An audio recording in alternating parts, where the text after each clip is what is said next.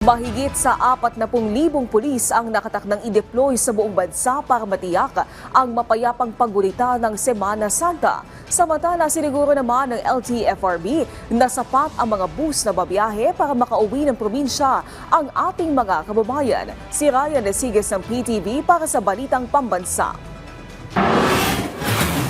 Pinatitiyak ni PNP Chief Police General Romel Francisco Marbil ang kaligtasan ng publiko ngayong Semana Santa. Ito ay sa pamamagitan ng pinaigting na police visibility sa mga checkpoints.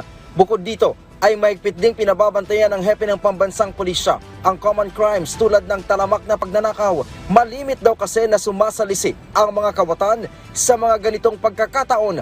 Ang NCRPO tiniyak na all systems go na rin sa pagbabantay sa buong Metro Manila ngayong panahon ng Kwaresma. Marami po tayong mga kababayan na i-enjoy talaga itong mahabang bakasyon na to at may mga maiiwan pong mga tahanan at yan po yung i-ensure natin na babalikan po nila is nandun pa rin po. Bukod sa pagbibigay seguridad ngayong Semana Santa, mahigpit ding pinatututukan ni Marbil sa lahat ng units ng PNP ang pagpapatupad ng gun ban at pakikipag-ugnayan sa mga barangay officials. Pinag-iingat din ng PNP ang publiko sa mga lugar na may napapaulat na kaguluhan dahil sa posibleng surge ng political activities.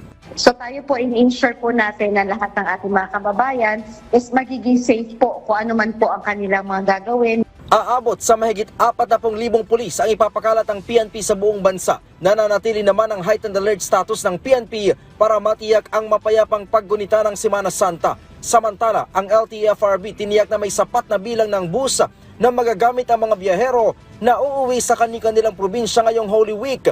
Sa QCJI Forum, sinabi ni LTFRB spokesperson Attorney Ariel Linton na abot sa mahigit 1,000 bus units ang nabigyan ng special permit.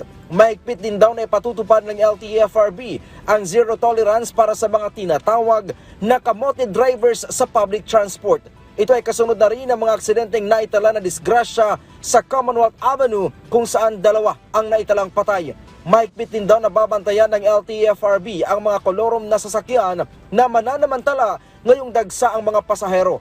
Kapag kolorom po, delikado pong sumakay dyan dahil una, wala pong inspeksyon yung kanilang mga unit. Yung driver, hindi po natin alam kung ano lisensya niyan o kung yan ano kondisyon ng driver. Samantala, sinuspindi na ng LTFRB ang isang unit ng bus company na nasangkot sa karambola sa NLEX kung saan 13 ang nasugatan.